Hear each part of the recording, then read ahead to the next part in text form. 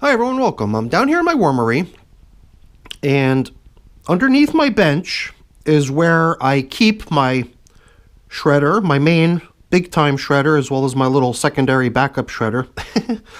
I got a good deal, so I got them for 20 bucks each. And down here, these buckets with the plastic liner in them is where I keep my vermicompost. And for the longest time, I had a pretty good sized collection of this stuff developing. So I got out my screen one day and I decided, you know what, it would be nice to get all this castings material to the point where it's really ready for use and no concern over debris within it. So I got my little yellow screen that I use for sifting. I think it's a 1/4 inch mesh on there.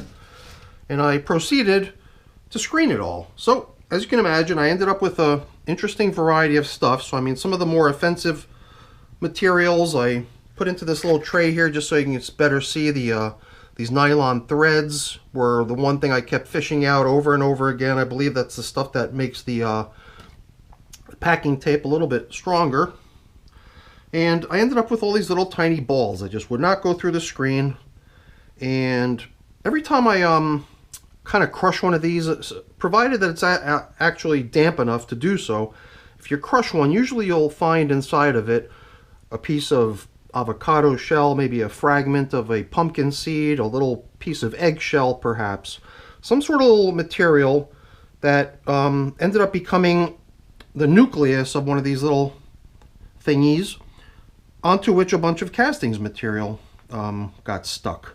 So I do have a feeling that there's all kinds of like nourishing things within each of these little bundles, not to mention the fact that worms do re-eat the stuff that comes out the back side, as we all know. Well, most of us know, so those of you that don't, surprise, that is a situation. You know, so much nutritious value remains in it because it goes through their system so fast that it can actually get re-eaten many times. So my idea was to populate that thing. And I guess the whole reason it's stacked this way is because the bottom one serves as a sump and the upper one has the holes in it. Upper one's a little more shallow, doesn't reach the bottom, leaving room at the bottom for a little collected moisture. And yeah, these are two of my pretty heavily damaged trays, but they work well together. So you need a volunteer. You need volunteer worms to do this, right? So just so happens that the European night crawlers that used to reside in these yellow buckets are now in a single bus box, and their migration has been going on for 10 days now. I thought to myself, why don't we get some of those little Euros out of there? We don't need many. And, well, maybe we'll grab a bunch. I think we've got a good many collected over there already. And at some point, we'll move the Euros, when we do the major haul out, into these new systems that have been sitting out here for about a month and a half already. But today I wanted to try this little experiment to see what we can see if we cut the worms loose on a bunch of this stuff, provided we keep it really, really damp and give it some time. So that's my game plan for today's setup. Let's get a glove on and give it a try. So I questioned, is this really a video about the European night crawlers and all that stuff, or is it more about, hey, what do you do with a bunch of stuff that just doesn't screen out? And it does always make sense, I guess, to return it to the worms and let them make it better, because that is something they definitely have a knack at doing. See, every time I open one of these things up, I see little light colored stuff inside of it.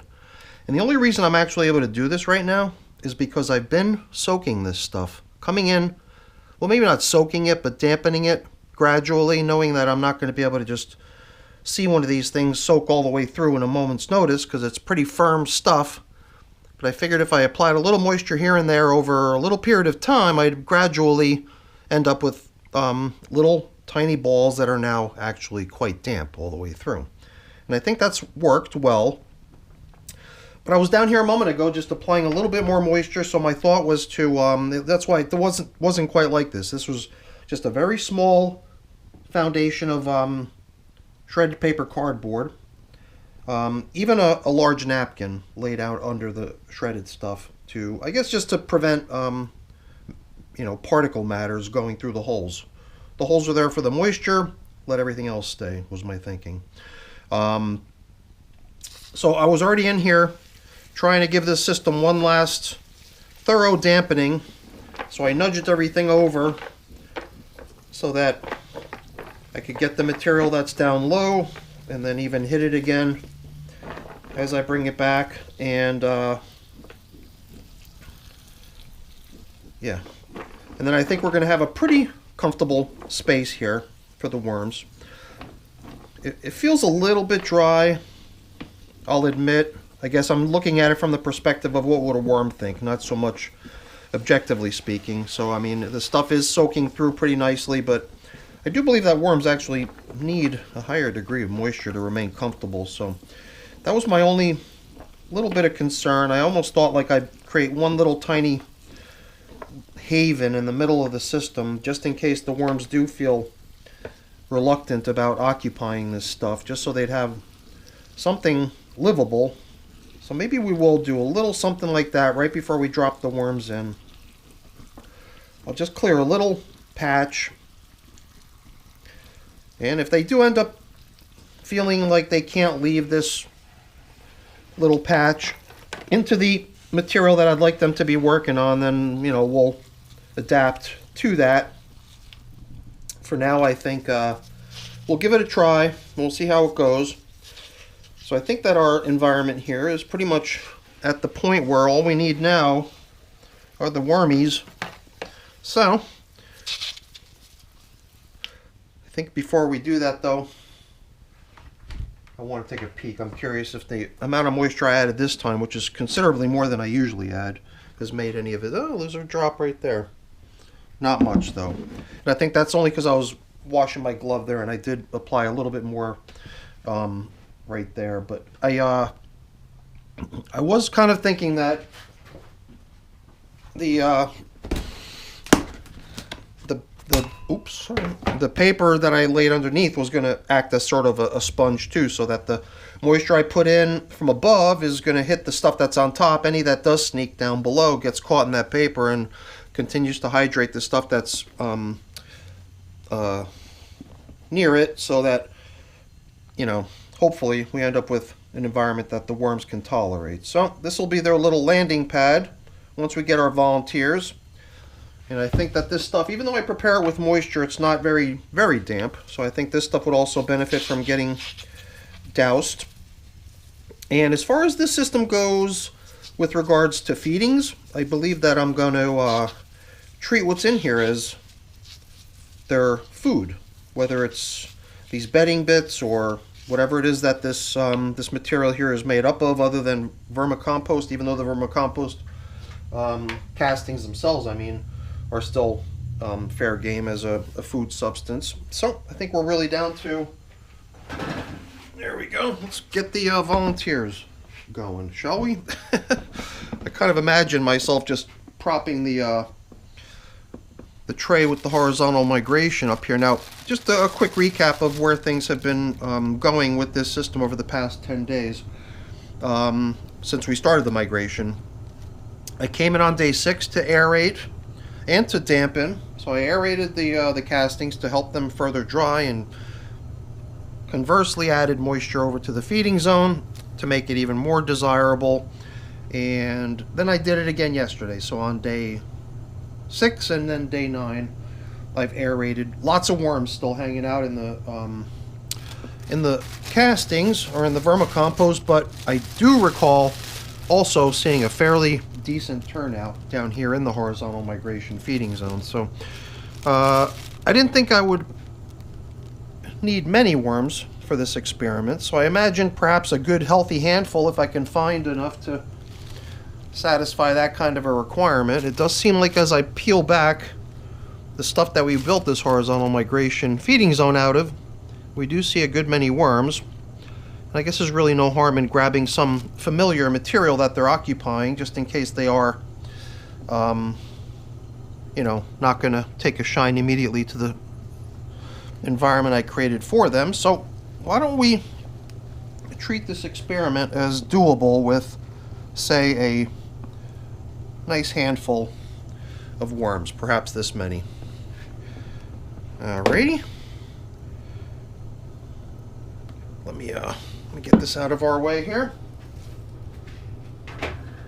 I can bring that back to order in a moment off camera. Here I'm just more interested in making sure that these little guys have a fair opportunity at getting down into the bed.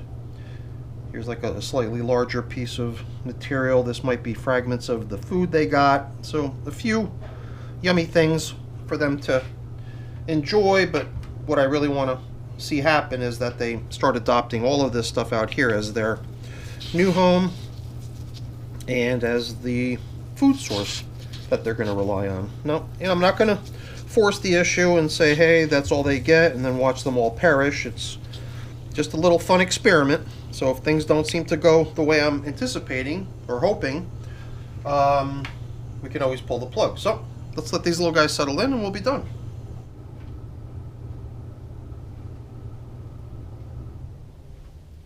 Alright, well, turn my back for a second just to go get the things that are associated to this system.